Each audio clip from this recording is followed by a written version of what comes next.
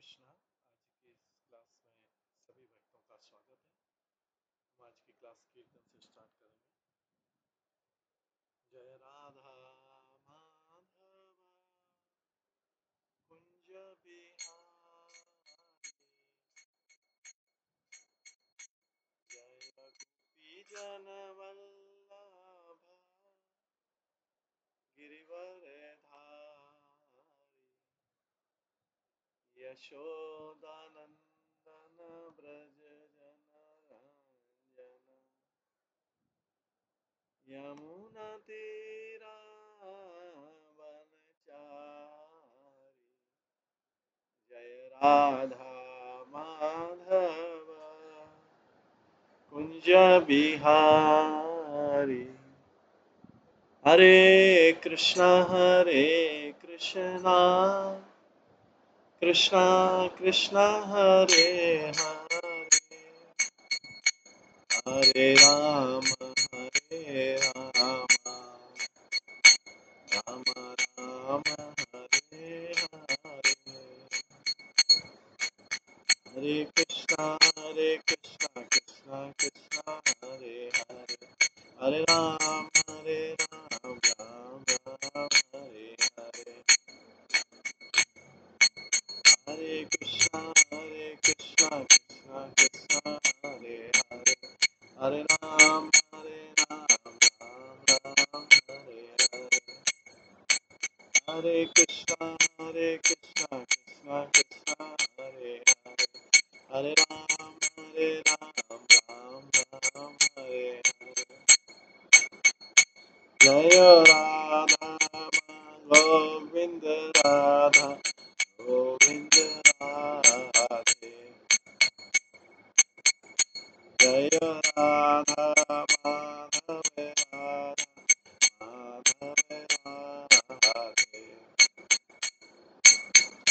जय गौरनिताय जय गौरनिताय गौरनिताय जय गौरनिताय,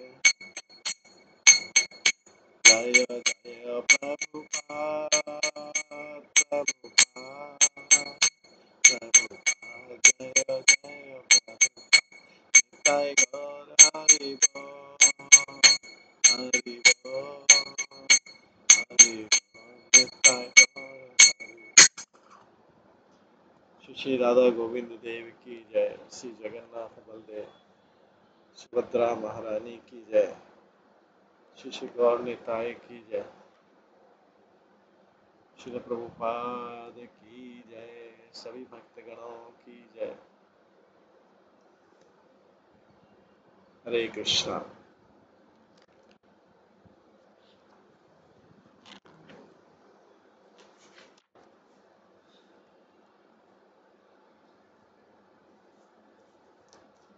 कल की क्लास में हम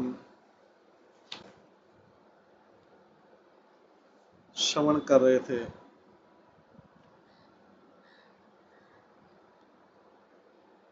श्रील प्रभुपाद लीलामृत के अध्याय 4 से।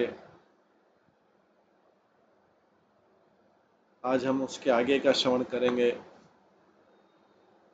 5वें अध्याय से।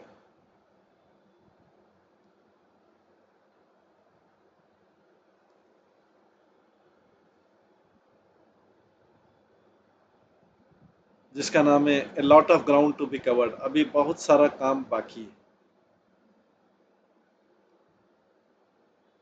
5वें अध्याय में दिसंबर 3, 1970 की घटनाएं इंदौर की। तो जो इंडिया है, भारत प्रभुपाद के शिष्यों के लिए स्वप्न के समान था। और जो लोग विंडो से देखते रहते थे जब ट्रेन जो है मूव चलती रहती थी इंडिया के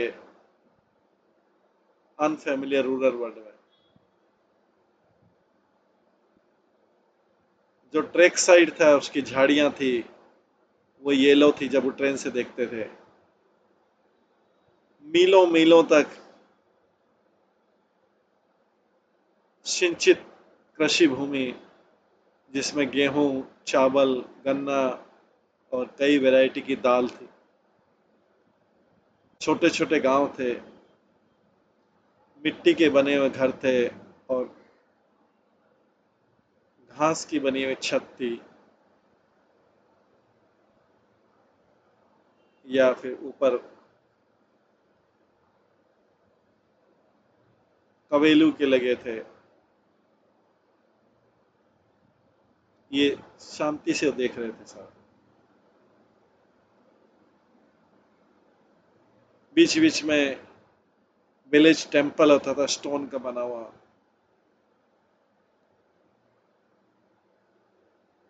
वो सिंपल स्ट्रक्चर के बीच दिखता था। ग्वाल बाल, ये जो गांव के लोग अपने हाथ में डंडा लेके झुंड के झुंड गायों को चराते थे। और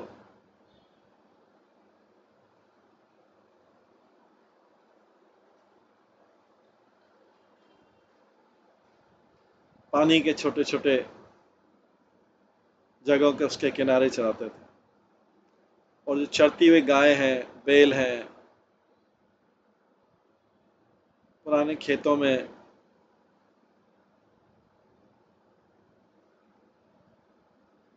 और गाय के गोबर की जो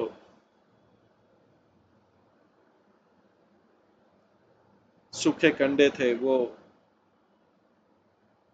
धूप में सूखते रहते थे। बाद में इसको जलाने के काम लाते थे और इनको जलाने से धुआं भी निकलता था। और बीच बीच में गर्म भूमि की गर्म सुगंध भी, ये सब जो है सादा जीवन था। प्रभुपाद के साथ में संग में रहते हुए इन सब चीजों की प्रशंसा करते थे उनके शिष्य। प्रभुपाद और उनके शिष्य जो है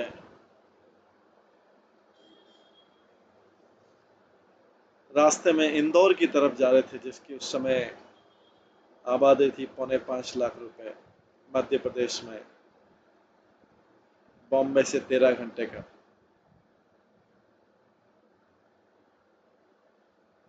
जो गीता जयंती महोत्सव के डायरेक्टर थे, उन्होंने प्रभुपाद को बुलाया था भागवत गीता की शिक्षाओं के ऊपर,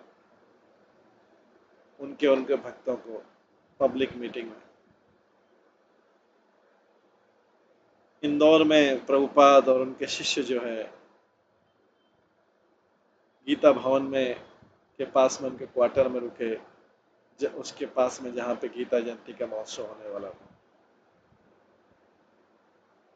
जो डायरेक्टर थे कन्वेंशन के, जिन्होंने ये प्रोग्राम ऑर्गेनाइज किया था, उन्होंने प्रभुपाद को एक बंगला दिया था, साथ में एक लॉन था, एक गार्डन था, और पास में उनके शिष्यों के लिए भी सुविधाएं थी।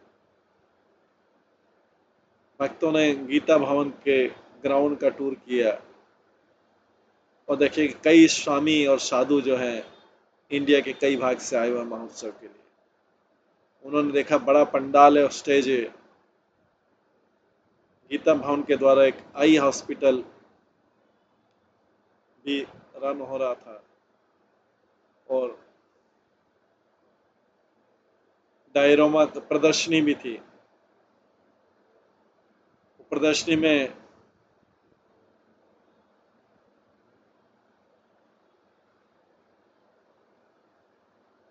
उसमें कई आध्यात्मिक रास्ते बताए गए थे प्रभुपाद ने, जिनको ऐसे कई रास्ते बताए गए जिसको प्रभुपाद होज पोज बोलते थे। कृष्ण, बुद्ध, जीसस, विवेकानंद, रामकृष्ण सब थे और देवता लोग भी थे, पशु लोग भी थे।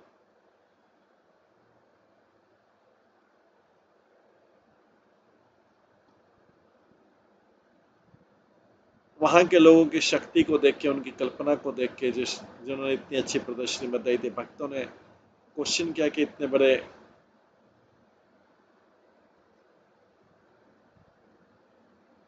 समुदाय का, इतने बड़े लोगों को इकट्ठा करने का क्या उद्देश्य है। पहली नाइट में फेस्टिवल में प्रभुपाद को लास्ट स्पीकर के रूप में बोला।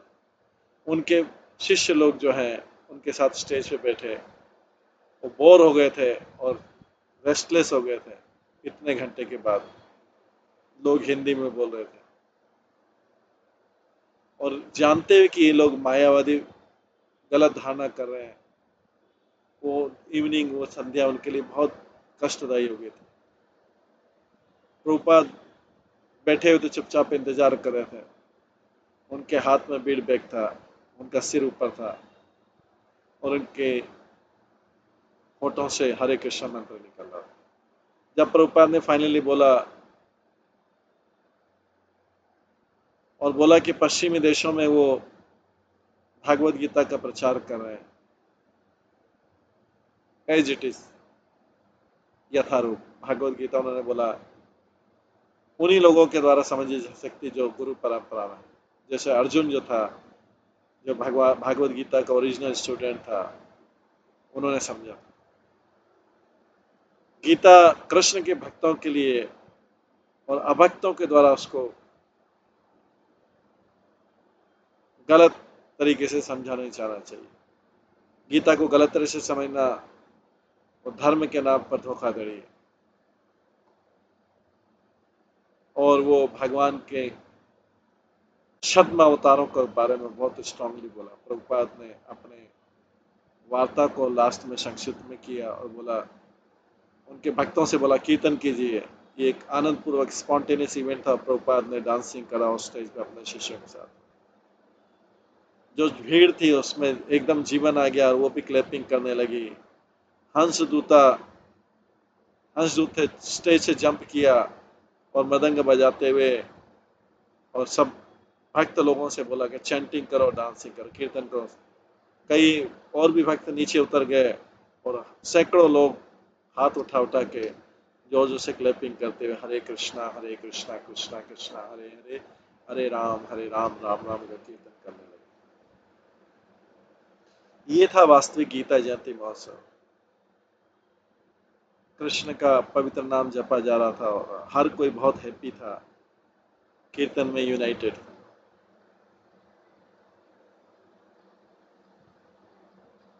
पंडाल के जो डायरेक्टर थे बहुत प्रसन्न हुए प्रभुपाद के परफॉर्मेंस, उनके शिष्यों के से, और नेक्स्ट डे प्रभुपाद के बंगले में आए। प्रभुपाद ने उनको कंप्लेन किया कि उनको बहुत इंतजार करना पड़ा और उनके डिसाइपल को इतना लंबा बैठने की जरूरत नहीं है, क्योंकि वो लैंग्वेज जो समझते हैं। जब प्रभुपाद ने उनको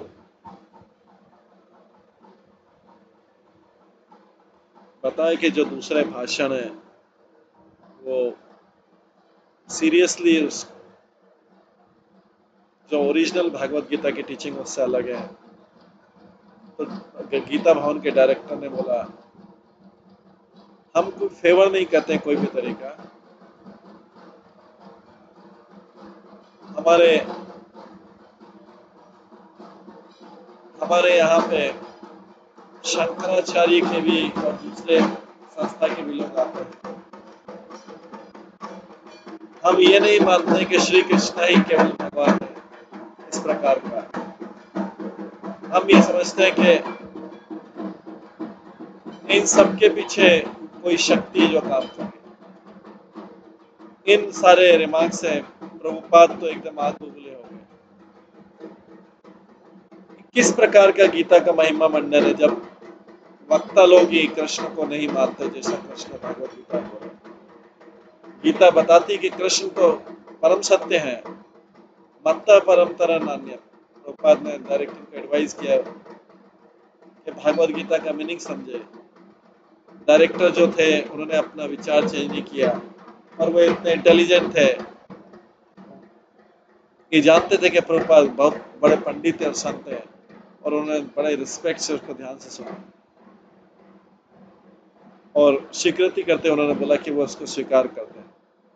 जब वो चले गए तो प्रभुपाद ने बोला ये लोग सोचते हैं कि कृष्ण के ऊपर भी कोई है या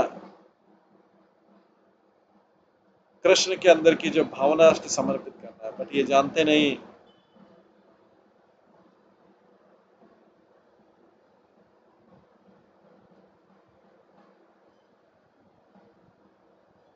ये जानते नहीं कि कृष्ण और कृष्ण के अंदर और बाहर सब कुछ सच्चित आनंद है। प्रभुपाद ने बोला कि वो देख सकते हैं कि जो ऑर्गेनाइजर है गीता जयंती के, उन्होंने इसलिए इनको इनवाइट किया कि बड़ी भीड़ आमंत्रित करने के लिए, पर वो उनको ज़्यादा बैठा नहीं पाएंगे मायावादी लोगों के बीच में। उन्होंने कहा आज से अब से हम वो अपने शिष्यों के साथ जाएंगे, बोलेंगे, कीर्तन करेंगे और जगह छोड़ देंगे। अगली नाइट में कि पंडाल के डायरेक्टर ने प्रभुपाद को जो प्रॉमिस किया था, प्रभुपाद को फिर वेट करना पड़ा प्रोग्राम के अंत तक, उनको जब तक बोलना पड़ा और कीर्तन करना पड़ा। इस नाइट में जो भीड़ थी ज़्यादा बड़ी थी और वे सब प्रभुपाद को उसके लिए वेट कर रहे थे, फॉरेन साधु के लिए। जब प्रभुपाद का टर्न आया, प्रभुपाद ने बोला और उसके बाद में अपने शिष्यों से बोला कीर्तन करें।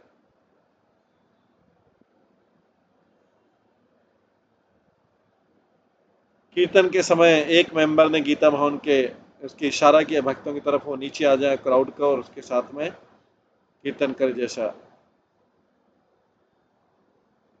पर जो स्पॉन्टेनियस घटना थी एक दिन पहले की, वो उसको कृत्रिम रूप से नहीं किया जा सकता है भीड़ के प्रसन्नता के लिए।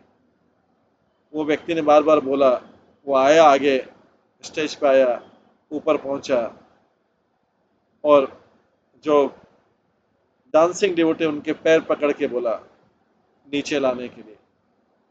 डिवोटी नाराज हुए, भक्त लोग जो है नाराज हुए और एक एक को पकड़ते, एक वुमेन की साड़ी पकड़ ली, प्रभुपाद में भी डांस कर रहे थे। जब उन्होंने बोला, वो तुरंत पहुंचे वहां पर स्टेज के इस पे, उसके करताल लेके और व्यक्ति के फेस पे जाके बोला स्टॉप इट, रोको इसको। वो व्यक्ति पीछे हट गया। प्रभुपाद और उनके डिसाइपल ने कीर्तन कंटिन्यू किया। हालांकि भीड़ ने ऐसा ज्यादा नोट नहीं किया। प्रभुपाद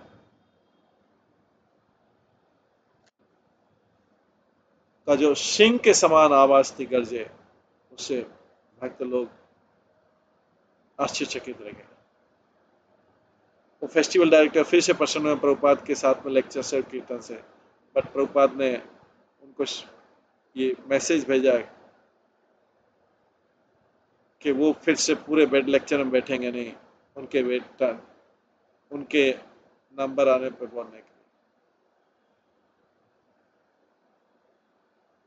उन्होंने उस चीज का बोला कि अलग अलग विचार हैं भागवत गीता में, इससे भागवत गीता का ये कंक्लूजन जो है कि कृष्ण को शरण करना है,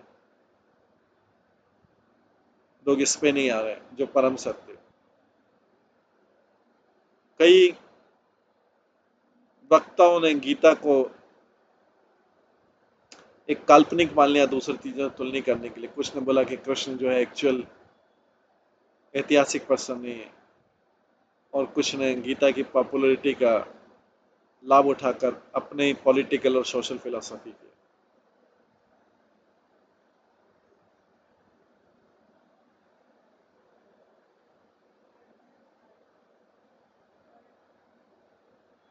एक व्यक्ति को अपनी फिलॉसफी से केवल अपनी बुक लिखना चाहिए, प्रभुपाद ने कहा।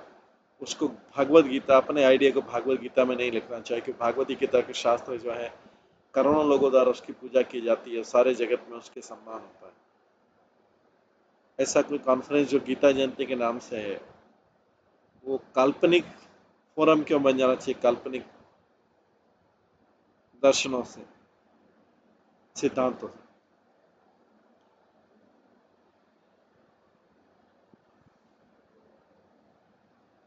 भागवत गीता कहती है कि गीता जो ये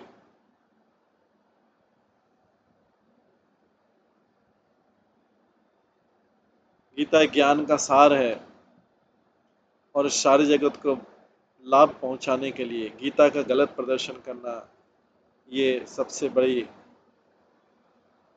गलत सेवा है। प्रभुपाद ने अनुभव किया कि ऐसे प्रोग्राम में बैठ के वो लोग निंदक चीजों की, ऐसी चीजों को स्वीकृति दे रहे हैं। तीसरी नाइट में फेस्टिवल के प्रभुपाद और उनके शिष्य जल्दी आए स्टेज पे, और फेस्टिवल डायरेक्टर ने उनको प्रॉमिस किया कि वो प्रोग्राम में फर्स्ट होंगे। पर एक और स्पीकर खड़ा हुआ और उसने अपना भाषण चालू किया। प्रभुपाद और उनके शिष्य जो है खड़े हुए और स्टेज से चले गए।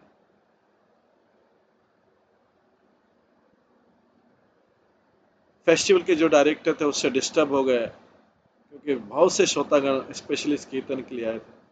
उन्होंने प्रभुपाद से निवेदन किया कि वो वापिस आ जाए, बट प्रभुपाद ने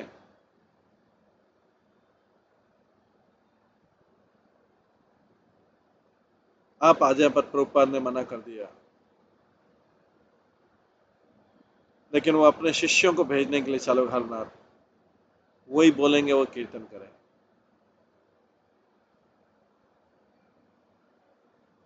और प्रभुपाद के जो शिष्य थे उन्होंने मॉर्निंग की जो भागवतम क्लास थी इंदौर में, वो स्पेशली रिलीशेबल थी।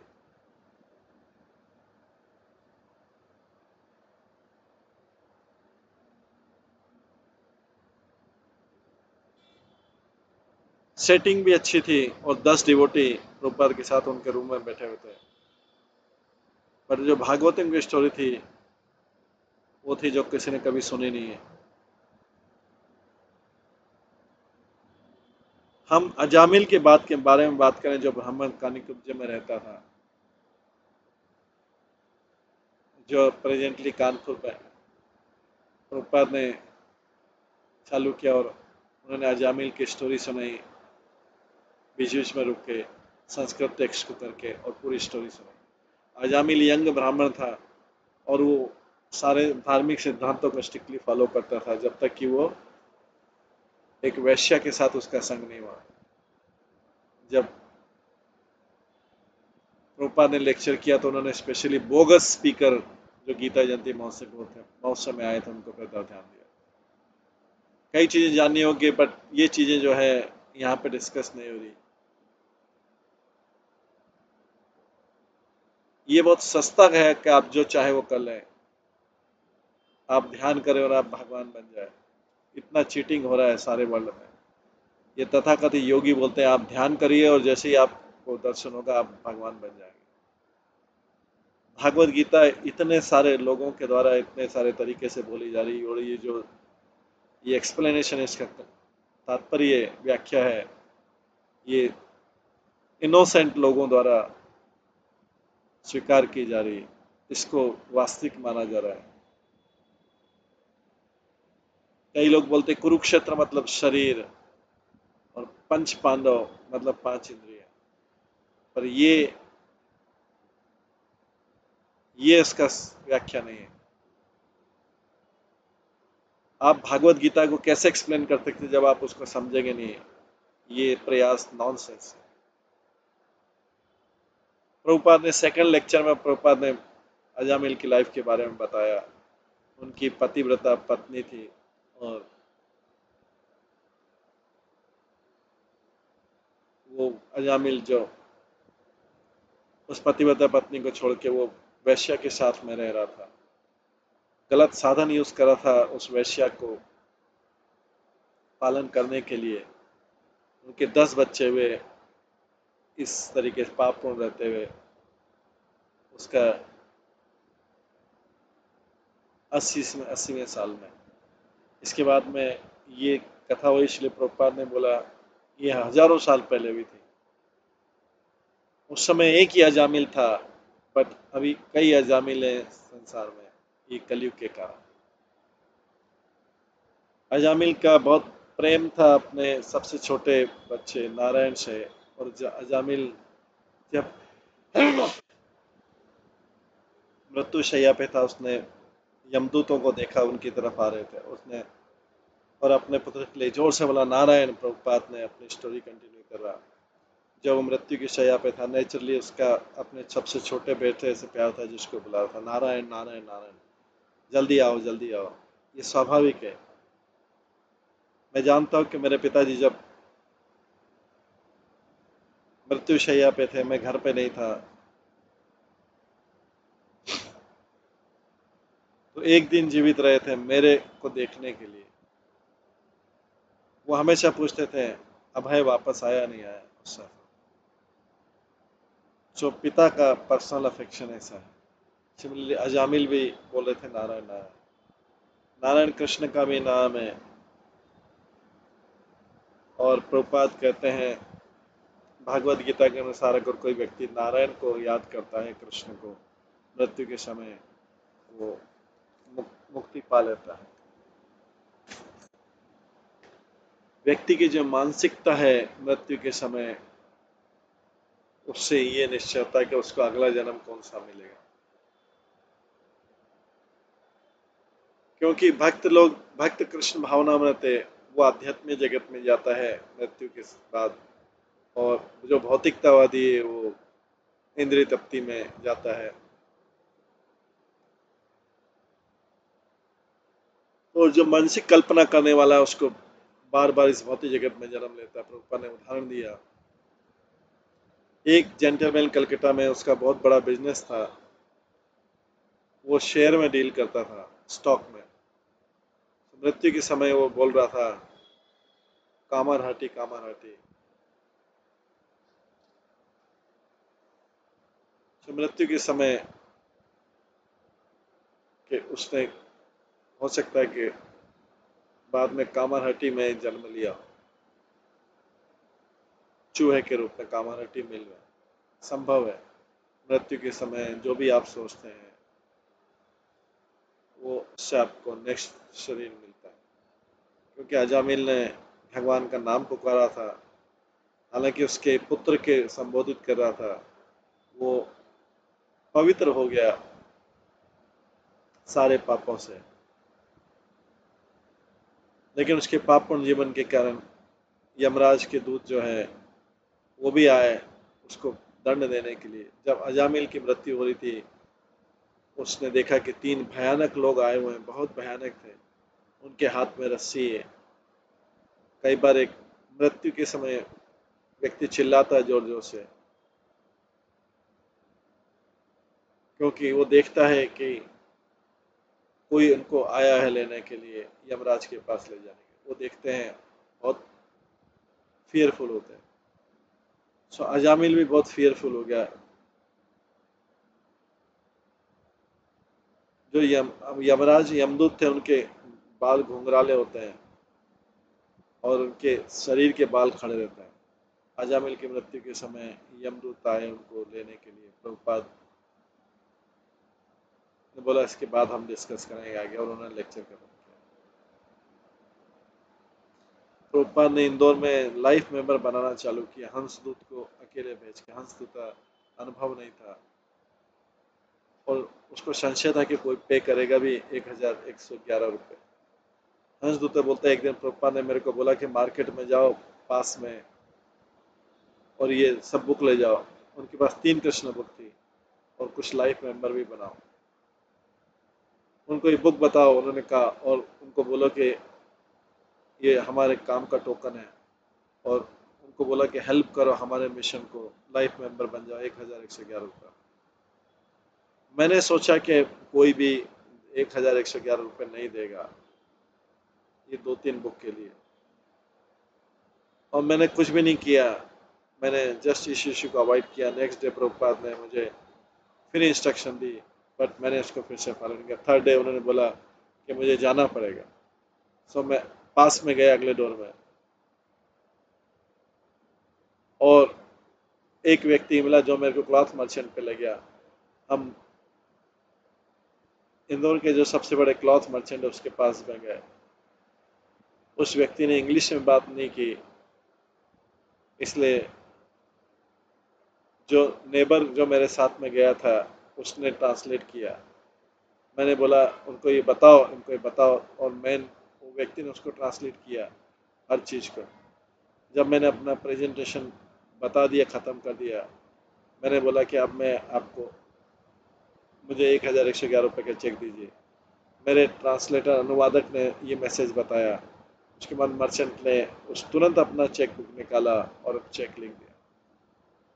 उसके बाद दूसरे मर्चेंट के पास गए और यही चीज़ हुई, उसने भी दूसरा चेक दे दिया। हम तीसरे मर्चेंट के पास गए, उसने भी लाइफ मेंबर बन गया। तो मैंने 3 लाइफ मेंबर बनाए फर्स्ट डे। और मैंने जब उनको प्रभुपाद को बताया, वो बहुत आनंद में थे।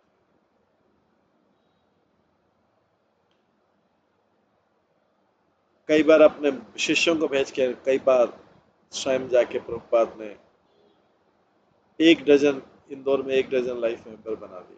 प्रभुपाद हंसदूत और गिरिराज ने इंदौर के राजा के पास गए और उनको इनवाइट किया लाइफ मेंबर बनने के लिए, बट राजा ने मना कर दिया। भक्त लोग निराश हुए और वापस गीता भवन में आते समय हंसदूता ने प्रभुपाद से पूछा, क्या मैंने सही चीजें बोली बुक्स के लिए? मेरी बुक्स सोने के समान? प्रभुपाद ने बोला, इससे मतलब नहीं कि आप क्या बोलते हैं। जो उसकी वैल्यू जानता है वो परचेस करे।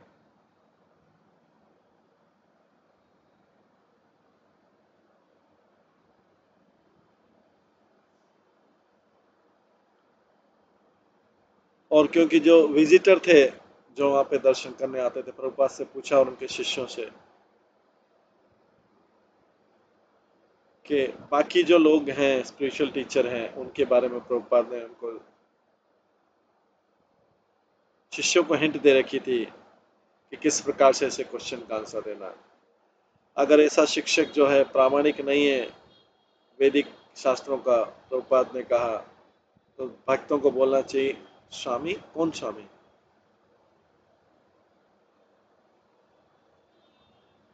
इस प्रकार का सुन के, कि इस प्रकार का बता के कि उन्होंने ऐसे कोई स्वामी के बारे में सुना नहीं है, वो उस शिक्षक का महत्व कम कर देंगे। और उसके बाद पूछना चाहिए कि उस स्वामी की क्या फिलॉसफी है।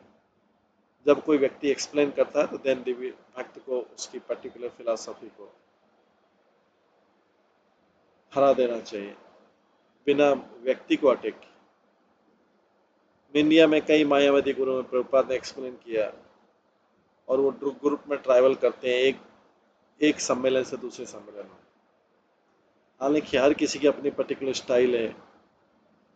प्राइमरी सारे लोग चपाती में रुचि रखते हैं, और हर चपाती के लिए कई मायावादी हैं, इसलिए कंपटीशन, इनमें कई कंपटीशन।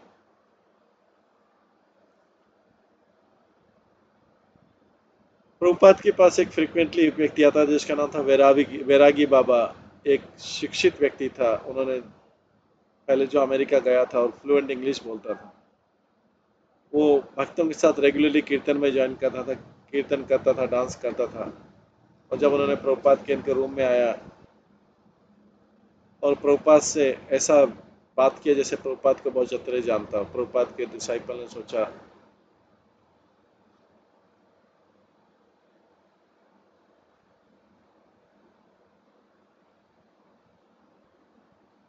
और प्रभुपाद ने उसको टॉयलेट किया। एक दिन कुछ डिवोटी मिले वैरागी बाबा से लंच में, और उन्होंने नोट किया कि वो चाय पी रहा था।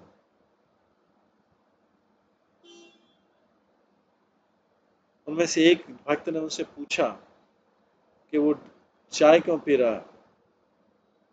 वो बोलने में अवधूत हूँ, वैरागी बाबा ने उत्तर दिया। भक्त ने सोचा, ये शब्द कभी सुना नहीं है, और ये घटना प्रभुपाद को बताई। अवधूत? प्रभुपाद ने बोला कि वो व्यक्ति जो रेगुलेटरी प्रिंसिपल से ऊपर रहता है, जनरली नित्यानंद प्रभु को होता है। प्रभुपाद ने वैरागी बाबा का टी ड्रिंकिंग को स्वीकृति नहीं दी, जो, और स्पेशली जो अपने आप को अवधूत बोल रहा है। एक बार एक small group of devotee Prabhupada के साथ बैठे थे उनके रूम में। श्रीमती राधा रानी, प्रभुपाद ने कहा, श्रीमती राधा रानी की श्रेष्ठता है वो अपने कुकिंग के लिए,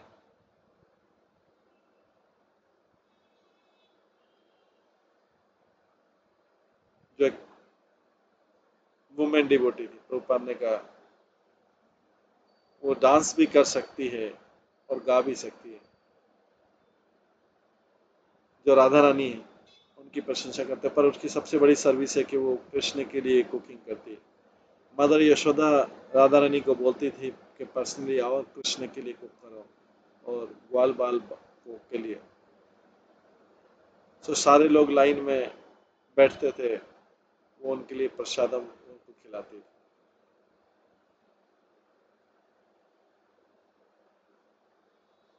एक इंडियन भारतीय वुमेन आई, डोर पे आई और चिवड़ा के सबके लिए लाई। फ्राइड कैशो नट, पोटैटो, किशमिश थी, स्पाइस था। प्रभुपाद ने उसमें से कुछ लिया और बाकी सब अपने भक्तों को डिस्ट्रीब्यूट कर दिया। आप इसको पसंद करते हैं? प्रभुपाद ने यमुना से पूछा। यमुना माता जी ने बोलो बहुत टेस्टी है। यस, इसको बनाना सीखो। मैं इसको बहुत अच्छा लगता है मुझे। मेरे गुरु महाराज भी इस पोटैटो चिवड़ा के बहुत शौकीन थे और ये कई बार वो रिक्वेस्ट करते थे आफ्टरनून में, वो उसके बहुत शौकीन थे। श्योर प्रभुपाद, डिवोटी ने पूछा। एक डिवोटी ने पूछा हम आपके पिक्चर पब्लिश कर सकते कि बिना तिलक के? यस, उसने बोला। मेरे गुरु महाराज ने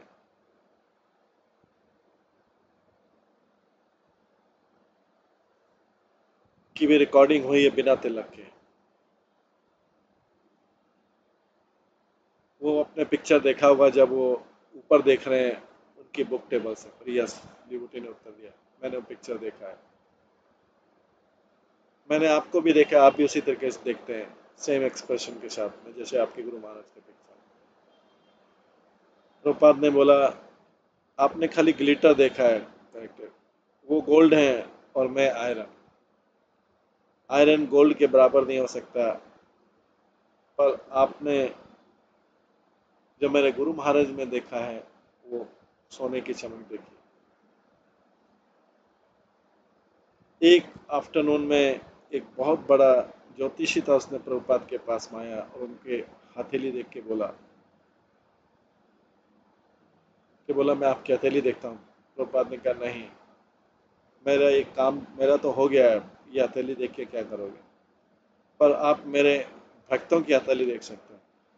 जो ज्योतिषी ने कई भक्तों की हथेली देखी और उसकी भविष्यवाणी की और चला गया।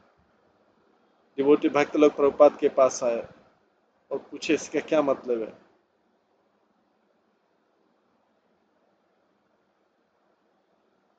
प्रभुपाद ने बोला कि जैसे ही आप डीटी के सामने आरती के समय अपनी हथेलियों से ताली बजाते हैं, आपकी रेखाएं सारी बदल जाती। श्रील प्रभुपाद ने डिसाइपल को बोला, एक स्टोरी बोला, जब वो वृंदावन में रहते थे, एक बंगाली विधवा यमुना रिवर के पास गई। हर मॉर्निंग हर सुबह जो स्नान करने जाती थी, हर मॉर्निंग बिना मिस करे वो एक जल का बर्तन लाती थी राधा दामोदर पुजारी के लिए, डीटी को स्नान करने के लिए। प्रभुपाद बोलते थे मैं राधा दामोदर का कई बार गेट खोलता था उन माता जी के लिए, क्योंकि प्रभुपाद भी जल्दी उठते थे। वो जल्दी उठती थी और पुजारी को जगाती थी। हालांकि वृंदावन की नाइट बहुत ठंड में थी। प्रभुपाद बोलते थे वो वो लेडी कभी भी मिस नहीं करती थी बिना पानी के। इस कार्य के लिए वो भगवत धाम चली जाएगी। जो व्यक्ति जल्दी नहीं उठ सकता मॉर्निंग में, वो स्पिरिचुअल लाइफ के बारे में सीरियस नहीं। व्यक्ति को ब्रह्म मुहूर्त घंटे से पहले उठ जाना चाहिए, वही ऑस्पिशियस है। और अगर कोई व्यक्ति ऐसा ट्रबल लेता है तो इसका मतलब है कि वो आध्यात्मिक जीवन के प्रति सीरियस। एक दिन प्रभुपाद बैठे हुए थे अपने बंगले के बाहर, चैंटिंग कर रहे थे, जब एक अज्ञात व्यक्ति उनके पास में आया, कृष्ण का नाम लेते। सडनली वो व्यक्ति ग्राउंड पे गिर गया रोल करने लगा और चिल्लाने लगा। लगता था बहुत आनंद में आ गया। प्रभुपाद चुपचाप बैठे रहे और उसकी सारी चीजें देखी, बट कोई उत्तर नहीं दिया। वो व्यक्ति चिल्लाता रहा और कीर्तन करता, रोल करता। प्रभुपाद ने इग्नोर किया। अब कई मिनटों के बाद वो व्यक्ति खड़ा हुआ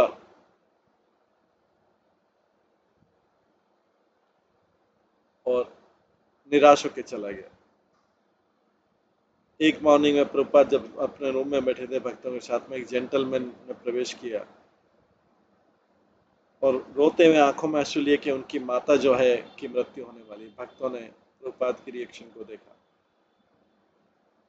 उन्होंने देखा कि वो बहुत गंभीर हैं। उन्होंने उस व्यक्ति को कोई आश्वासन नहीं दिया, न उनको प्रचार करने का किया, और एक छोटा सा कमेंट किया।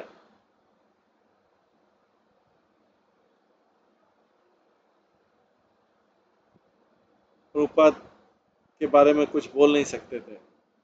वो हमेशा कृष्णा कॉन्शियस थे, कृष्ण भावना में थे और गुरु और शास्त्र के अनुसार कार्य करते थे। पर ऐसी गंभीर अवस्था में किस तरीके से वो व्यवहार करेंगे उसके बारे में पता नहीं था। जो भी वो करते थे वो कृष्णा कॉन्शियस, कृष्ण भावनावत वाली कार्य था, करेक्ट था। और अपने उदाहरण से इस प्रकार से वो अपने भक्तों को ज्ञान देते।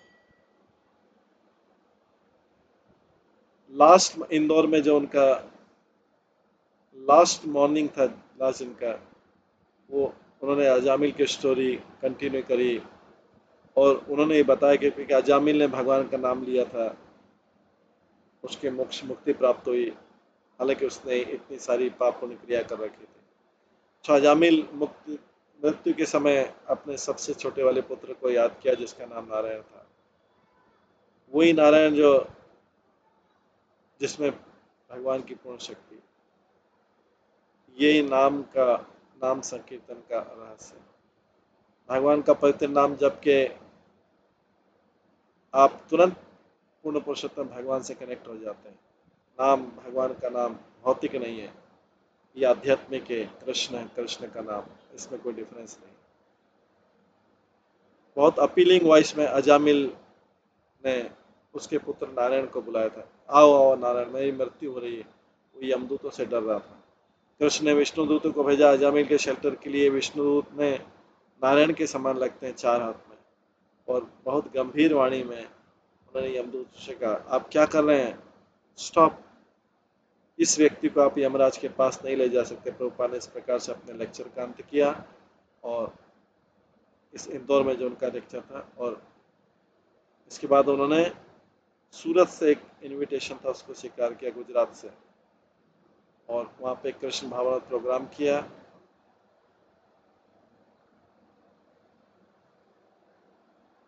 और उनके व्यक्ति जल्दी वहाँ से जाने वाले थे। भक्त लोग बॉम्बे से, वो बॉम्बे वाले भक्त भी आएंगे। प्रभुपाद इंदौर के लिए आए थे गीता जयंती महोत्सव के लिए, बट महोत्सव जो है उनका छोटा हिस्सा था प्रीचिंग का इंदौर में। वो इंदौर में सैकड़ों लोगों से मिले, कई लाइफ मेंबर बनाए, मित्र बनाए। उन्होंने उनके जीवन को स्पर्श किया। उनकी उपस्थिति जो है इंदौर में, उससे एक लास्टिंग इम्प्रेशन हुआ। बाबा बाल मुकुंद लिखते हैं कि मैंने कई देखे हैं साधु, महान संत देखे हैं गीता भवन में। मैंने प्रभुपाद को भी देखा उसी स्थान में। मैं प्रभुपाद से बहुत प्रभावित था, उनके टीचिंग से। ये प्रभुपाद के कारण ही वो भक्ति की उन्होंने वास्तविकता बताई, क्योंकि भगवान के शुद्ध भक्त हैं।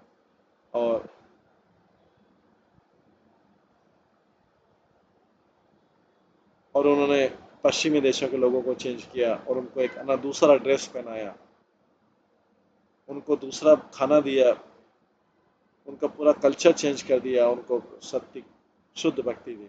और यही प्रभुपाद की ग्रेटेस्ट थिंग थी जो प्रभुपाद ने की।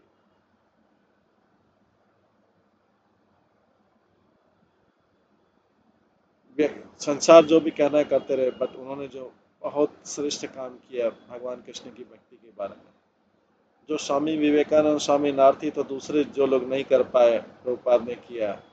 यही सबसे श्रेष्ठ चीज। इस प्रकार से प्रभुपाद ने इंदौर की अपनी यात्रा खत्म की और उसके बाद वो सूरत जाएंगे। ये सूरत वाली यात्रा का जो विवरण है कल की क्लास में श्रवण करेंगे। आज की क्लास के यहीं पे विराम देते हैं। सभी भक्तों का बहुत बहुत धन्यवाद। सब भक्तों के लिए एक बार हरे कृष्ण महामंत्र का जप करते हैं। हरे कृष्णा कृष्णा कृष्णा हरे हरे, हरे राम राम राम। श्री प्रभुपाद लीलामृत ग्रंथ की जय, श्री प्रभुपाद की जय, सभी भक्तगणों की जय। हरे कृष्ण।